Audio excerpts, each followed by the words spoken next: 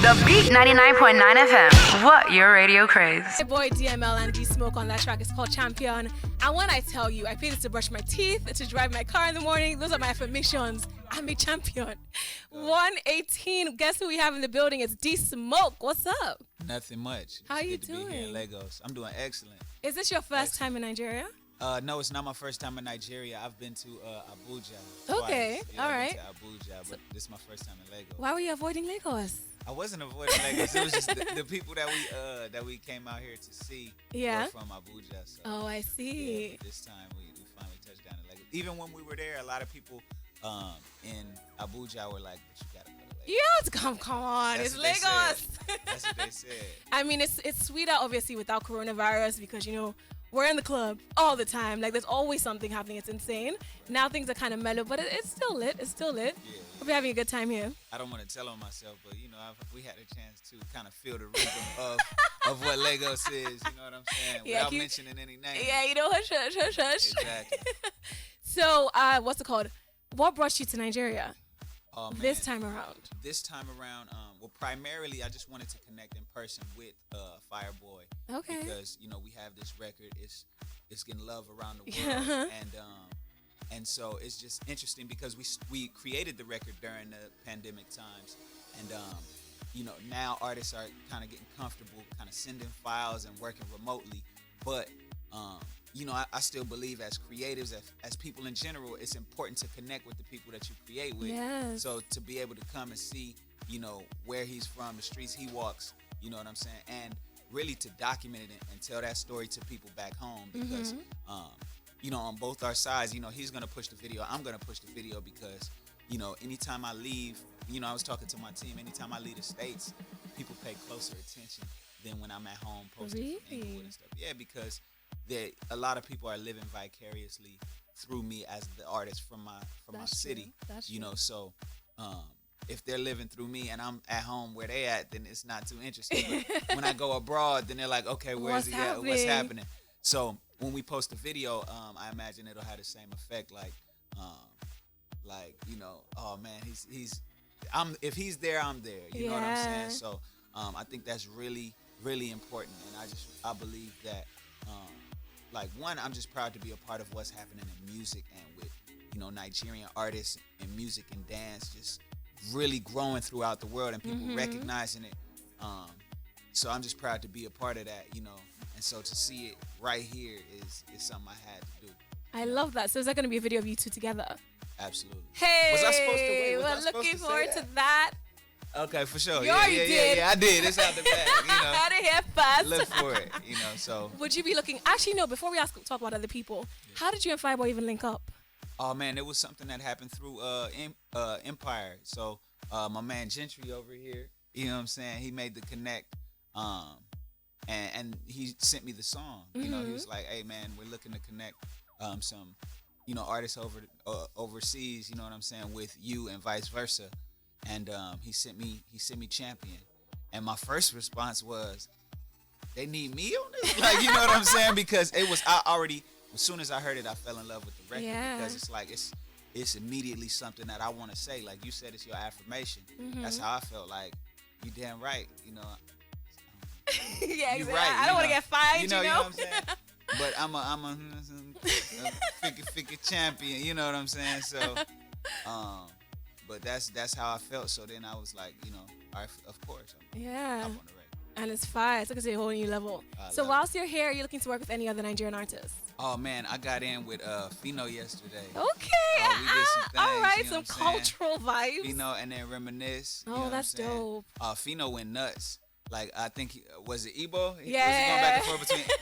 Woo! When he switched to Igbo, it just went so hard. So Did you I was do like, Spanish as well? I did. Oh my god. I had to because when he switched, I was like, whoa! I don't even know what he's saying, but I'm gonna learn it. So When are we hearing this? Because it sounds like fire. man, soon, hopefully. I think it's one of those that they just gonna let fly, right? Yeah. We not gonna hold on to it too Good. long. So we gonna release that soon. I can't wait to share that. And hopefully before I leave, even if we don't do a whole video, at least do something like some content that they can post around the video. You know what I'm saying? So I'm looking to see some hoods while I'm You know, I'm looking to see some hoods while I'm out here, not just the hotel, not just, you know what I'm saying, the restaurants and the studios. You know, I like to walk and really feel the vibe of the place that I'm in. You know, I think, you know, I'm not like Don Jazzy out here. You know what I'm saying? I think I can move around without getting bombarded. You know, so yeah, I look forward to doing that, and hopefully we can use some of that stuff to put out something that people can enjoy the music and the content at the same time. It's funny that you say that, because when Cardi came, she was like, I want to see the hood. Take me to the hood. I want to see the streets. I'm going to try to be in this hotel, you know, eating nice food. I want to see it. I want to see what's going on. Did they take her? I don't think they did. I know, because Cardi different. Cardi, that's a different level of fame. You know what I'm saying? Yo, people were standing outside, Cardi, I love you, Cardi. So it was quite crazy. So yeah, that'd be dope. Just go, you know, protect her. Just make sure you're okay. Oh yeah, you know? I'm solid. But I think it'll be a good experience. Yeah. So talking about you know, your brothers with Star. Yeah. My friend, by the way, said actually that she loves him and she thinks you're super sexy. Okay, thank you, friend. Just by the way. Okay. So you guys are brothers. You obviously have a musical background. Mm-hmm. So tell us about that. We're going to talk about your song in a second. Mm-hmm. But tell us about how you even got into music in the first place. Okay, so my whole family is musical. Like, especially, well, on my mom's side, my whole family is musical. Pop side ain't that musical. You know, he play baseball. That's it. Yeah. But on my mom's side, everybody's musical. My mom, growing up, she was the minister of music at my church. Wow. And my uncle, he was a bass player. He played for like Prince, Shaka Khan, all kind of people. That's so insane. we were just tiny kids running around watching them do music at the highest level, you know. And then and so naturally we're like, okay, you know, we start writing songs at like 8, 9, and 10, you know, because my brothers, we like stair-step children. My mom and dad, 1 year after they were another on had it. kids, so they was at it, you know what I'm saying?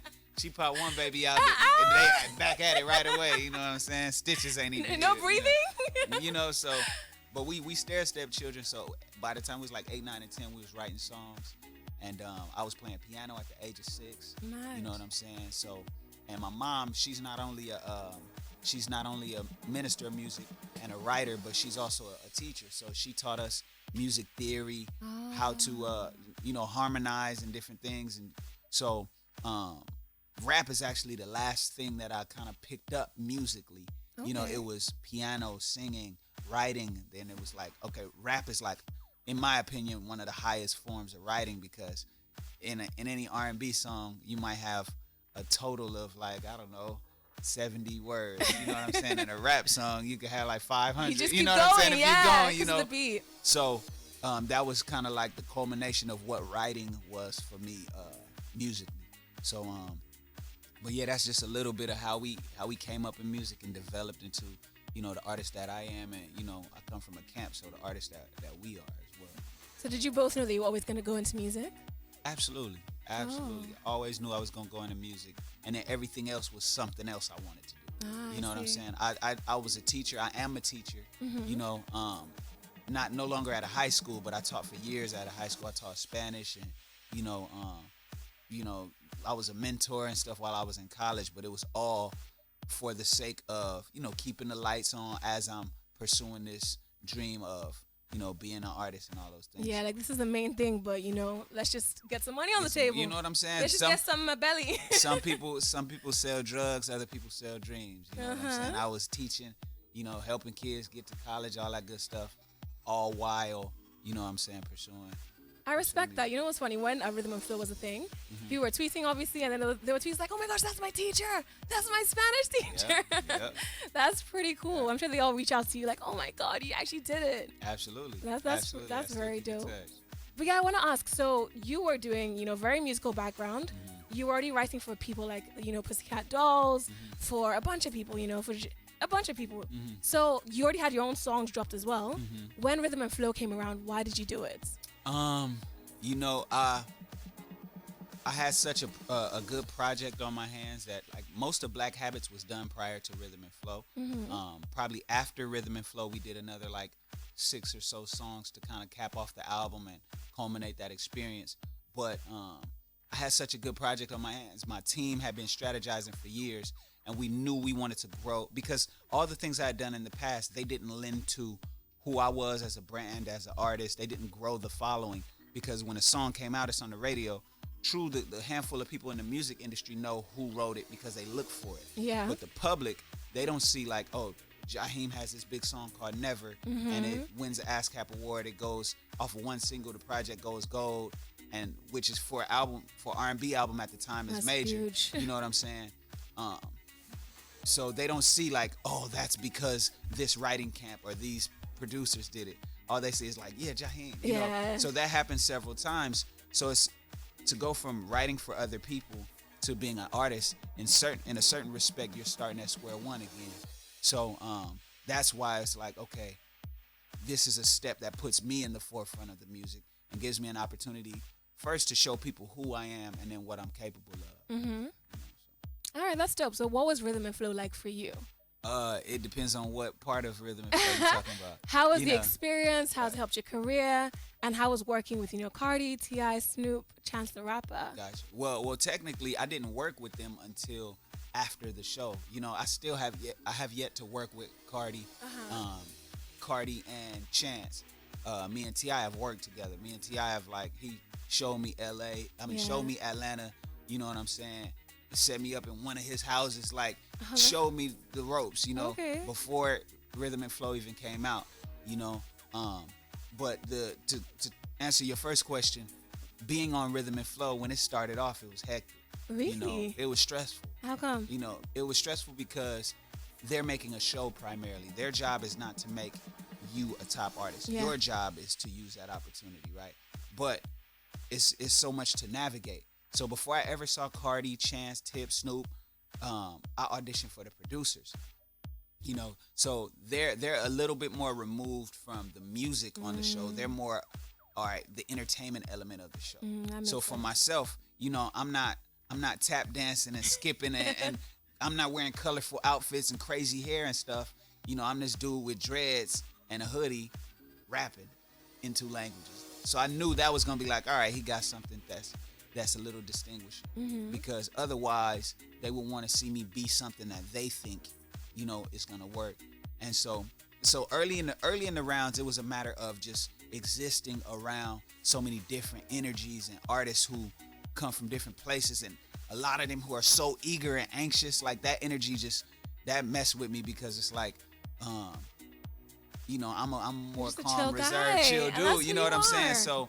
So with all that energy around, I would just try to find, it was just a balance or a struggle to find my own chill space, all up until it was time to do my thing. Because it was like, we gonna chill till it's time to turn up and then chill again. Yeah.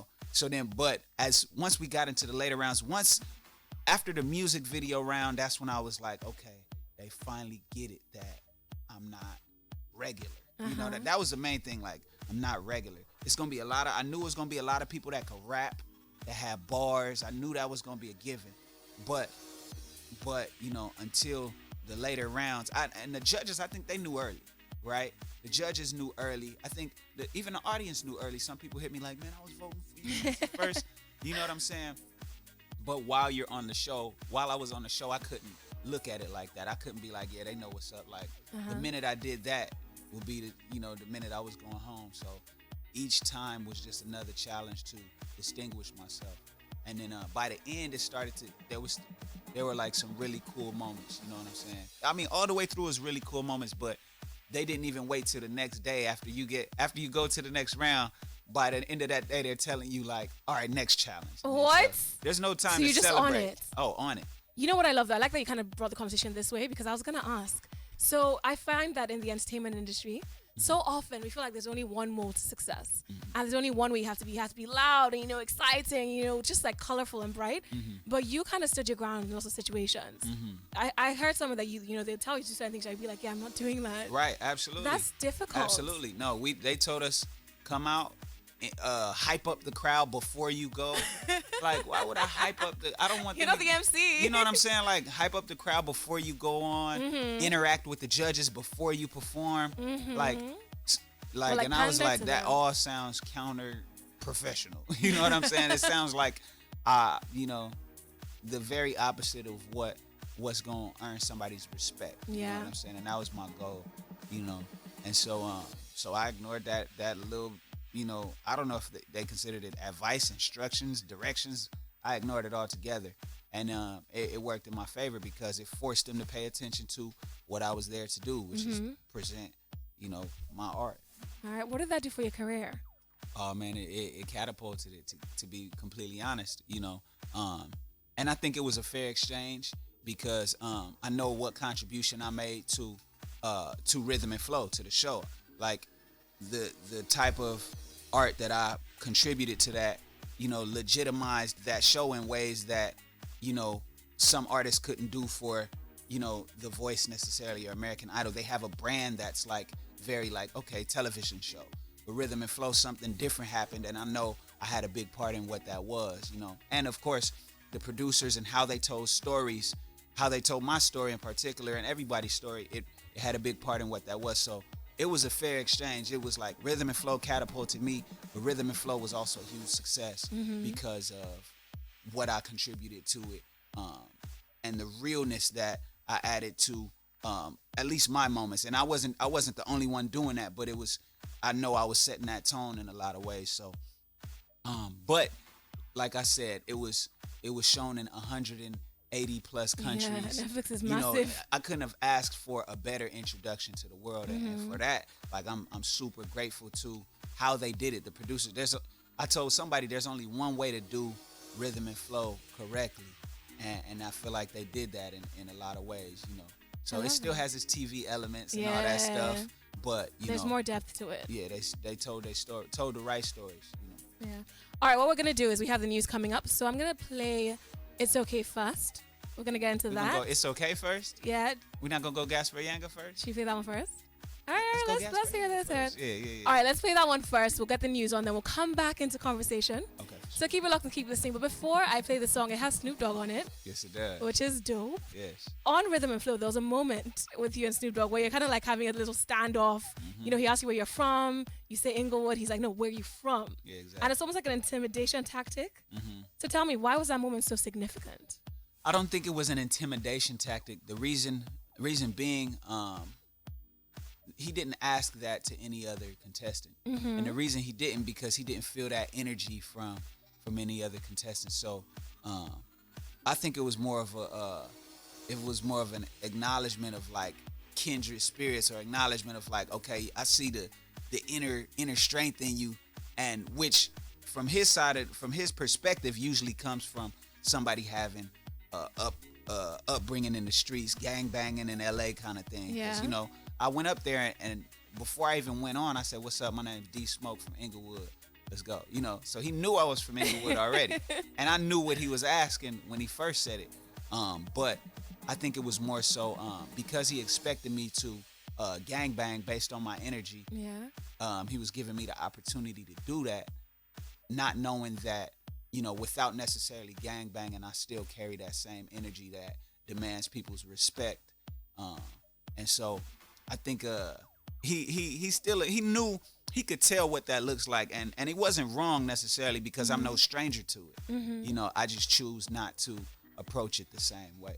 So yeah, I take it as a nod of respect, because I'm the only person that he asked that. Yeah. Everybody else, it kind of was like, okay, cool. It was kind of a passive thing, and I'm also the only contestant, during that episode where they were asking questions, and they didn't like edit everything in, but each of them, like, with the other artists, they would give feedback, like they would kind of nitpick. I like this, but I didn't like this, and but with me, they was like, what do you do other than music? You know what I'm saying? Like they were like, how'd you come up? Like, where you from? Like, everybody had a question. Yeah. Which to me is like, it shows a different type of interest. It shows that, whatever I did was memorable, and my presence was different, which was the goal.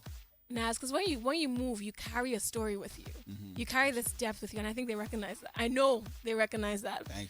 All right, so tell me a little bit about this song. I'm gonna put it on, then the news will happen. Gasparilla. I'm glad you phrased it that way. It first off, Gasparilla is a general in Mexico who successfully led a revolution in a place near Veracruz, Mexico. He's of African descent, and even to this day, there are still Afro-Latinos that live in that area that acknowledge him as like the leader of this revolution in Mexico. So I never say his name in the song, but the whole point of the song is to take on that energy where it's like this bridge of black culture, Latin culture, because I go back and forth in English and Spanish, and it's featuring Snoop Dogg. The beauty of it is it gave us the opportunity to recreate that moment that the world saw in rhythm and flow, where he was like, where you from, you know what I'm saying? So that's something that we did intentionally, and so this song is real special to me. Love it. It's 1:38 on the B99.9 FM. Gasparilla. Yeah, there we go. All right, it's coming up right now. Keep it locked. Hey, yo, D-Smoke. His 2-time Grammy nominated album Black Habits. That one is no commas. D-Smoke, and he's in the building. What's up? Hey, we're here. How you doing? I'm doing excellent. How do you feel about? I love that. How do you feel about the Grammy nominations? Oh man, it took me by surprise. You know, Really? I had grown accustomed to being up for consideration for a nomination. You know, because that's the first step. Like, you're being considered, then you're nominated, then you may win. You know, so I had grown accustomed to it. I didn't put too much pressure on myself because, you know, for me, I'm still early. You know, we just getting started, and so a lot of these things I put like further down the line in my own mind or pacing. You know, and so when it actually came in, I was like, whoa, wait, what you mean? You know, at first I didn't understand it. And then it hit me. So, you know, I celebrated a little bit, hit my family up. And, you know, what's so funny, me and my team are so like focused on what the plan is, because our plan extends beyond like this current moment. So when I want to celebrate, I do better by like watching my family. Like, my family knows how to enjoy these moments, because they're not like, they don't have the weight of carrying this whole, you know, this whole movement. You know, for me, it's like, yeah, that's cool, but if I stop and just get super happy, then things stop as well. You know, so that's why when I want to celebrate, you know, I'll give my family the news and just watch them and see that expression on their face, and it's like, okay, cool, it means something, you know. That's cute. That's cute. Speaking of, you know, longevity, so lots of people say things like, so I was playing one of your YouTube videos. I like to go through the comments, see how people feel about it.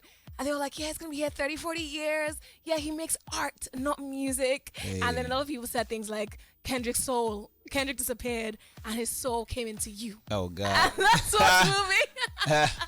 How do you feel about, first of all, the Kendrick comparison? How do you feel about that? Well, I mean, people understand art from their point of view, right? And I feel like when you have so few artists that make art on that level, then they're naturally gonna make that comparison. You know, they compared Jay-Z to Biggie, you know what I'm saying? And even Kendrick, when he came out, he said, you know, calling me quality and common proves ignorance is bliss. So everybody on their way into, you know, creating their art, making their name, they get compared to who the already know. people, what they already know. Yeah. So I'm not really mad at the comparisons at all. One, I got the utmost respect for Kendrick Lamar and what he's done. Like, Kendrick Lamar, he put on for the West in a way that people haven't done since, you know, I mean, well, The Game did, but before that it was like NWA, you know, Ice Cube, you know, Snoop, like, so I got all the respect in the world for him. And, you know, perhaps in certain respects I'm influenced by the way he approaches music, you know, but I think it's more so we share a lot of the same influences as well, and we're around the same age too. So how we came up in music, you know, as listeners is probably somewhat Very similar similar as well. And my city is like 5 miles from his, you know what I'm saying? So culturally, you're getting a little bit of that too. It's just he's Compton and I'm Inglewood. So That makes sense. Is your sound quite intentional? Because it's very, you know, it tells a story, there's depth to it, there's longevity again. You're not exactly, even in your music videos, you don't exactly have, you know, people, you know, thanging their things, you know. You're very focused, you know, you're telling the story right. Is that an intentional thing, or is that just what you're drawn to? It's very intentional. Everything is intentional, you know. I always have a active hand in what the plots are, what the treatment is for the videos, you know. So a lot of times, you know, directors see what I do and they know, like, I can't just, even if they're like really good directors who tend to write these treatments for the artists, they know, like, for me, they can't just be like, oh, I want to do this. It has to be collaborative, you know, because every piece reflects a different element of, you know, my artistry, my story, and all of that. So I'm really like involved in that process to make sure that everything is authentic down to the day of the shoot. You know, we can have a treatment that's beautiful that we love, but if there's something that we need to do to make it all come together, or if on set there's an opportunity that the set presents that we didn't, we couldn't plan for in the treatment, we're still sensitive to that enough to be like, hey, let's get this shot real quick. You know what I'm saying? And I can tell you the very shots that those were. Like in Gasparilla, there was a shot where because I got shot in the intro through the shoulder. But over the course of the video, it's like I go and then I do this kind of like not a robbery, but like a heist almost, like where we hold up this not rival gang, but these drug dealers. We go and set up shop. You know what I'm saying? So I'm trying to say it without cursing. So welcome to the world of radio. And so, but in order to connect the story, I was like, if I get shot, there has to be a scene where somebody's tending to my wounds.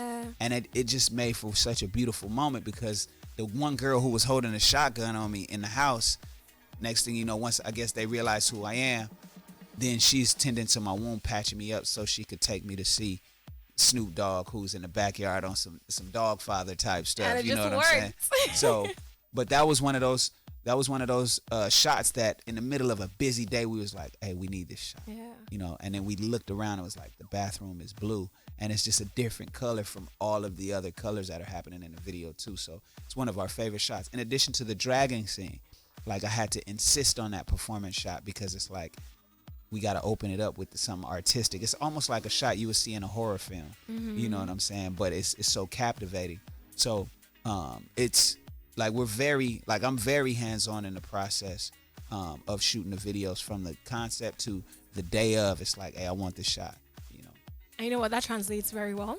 Let me give you a word. I know you're really into like finding out more about like Nigerianisms and like Africanisms. Yes. So for you, how you say it's not going to work, say kolewok. Kolewok. Kolewok, rara. Kolewok, rara. I know you can carry that with you, so if it's not going to happen, kolewok. Kolewok. I'm going to practice it. Yeah, all right, let's get some questions sure. from Twitter. We have a Fegzi who's asking, do you have a song with Olamide? So Olamide's a rapper who's big here. So a couple of them are saying they think you should work with Olamide. Scalia Wuska is saying that as well. Riot is saying Black Habit was dope. Would love it if you could do a song with YC. Have you heard of these people? Olamide, yes. Okay. I plan on doing music with Olamide. All right, is that why you were quiet? I don't want to give too Give much me that away. straight face. Hey, I don't want to give too much away, but yeah, we're definitely gonna do some. And then who was the other name? YC. YC. Y'all gotta put me up on YC. Of course, don't worry. I'll Let me play know some what's things. up. I'll play some things. Yes. He's good. He's really good. Dope. Wizzy Flow, interesting, is asking, how is D Smoke doing his Valentine? Oh, how am I? I don't know. No. Next plans? question. No. Next question. No, let's sit with that. Let's sit with it. I don't know. I really don't know. I might travel a little bit. You feel me? With a little special someone? Yes. Okay. Yes, a little special someone. All right, what's the situation there? Huh? Huh? What you mean? Who? Who? A special someone. Special. All right. Let me leave you. Let me get you off the hook. Yeah. Don't let it go. All right, more music. More Since music. that's what you're more comfortable with. Yeah. We have It's Okay coming up. Tell us about this one. Oh, It's Okay.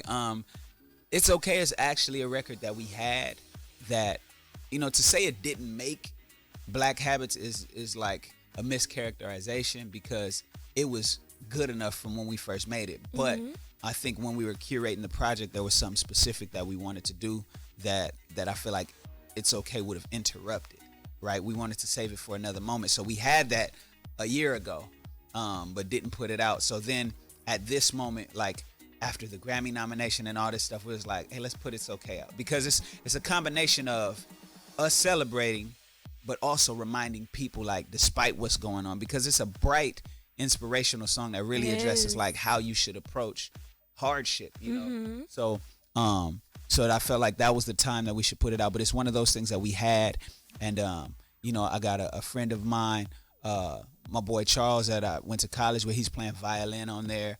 My boy Marcus Paul is playing horns on there. So we got this live music. My uncle Andrew Goucher is playing bass on there. Wow. So and then I got voices all in almost like a choir sound. So it's one of those kind of collective efforts that's really like we band together.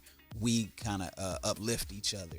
So that's what It's Okay is all about. It's definitely my song of 2021. Hey, there we go. Before we go into it, what does your family think about you doing music now and you being successful, Are they like, yeah, that was always going to happen? Are they like, oh my God? Man, they were always supportive, so they always believed in it, because my family is the type of family like they'll support your dreams if you show the effort, if you show promise, and you have the gift. Like if I didn't have the gift, they'd be like, my grandma, exactly. My grandma would be like, "Oh baby, this is not for you. You need to stop it now. Let's try something else." She said, and she's the most honest person in the world. Even to this day, like I play piano, but if I play something that's not her cup of tea, she's like, "Ooh, baby, I didn't like that."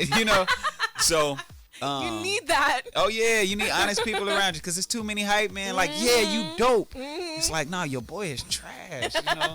Like, I want people, like, I keep people around who disagree with me. Yes. Like, my mentor and one of my managers, DJ Shanks, he'll be like, nah, smoke. You know what I'm saying? And I'm stubborn, so I disagree. Like, man, I love this. And then a week later, I'll be like, yeah, I don't like it no more. So, but yeah, my family is super supportive. They're not surprised. Yeah. You know what I'm saying? A lot of it is like they're relieved. Like, finally, what took the world so long? You know what I'm saying? So, but yeah, we had good moments. All right, It's Okay is coming up. D Smoke on the B99.9 FM. More questions and conversation coming up. Keep it locked. The Beat 99.9 FM. What your radio craze.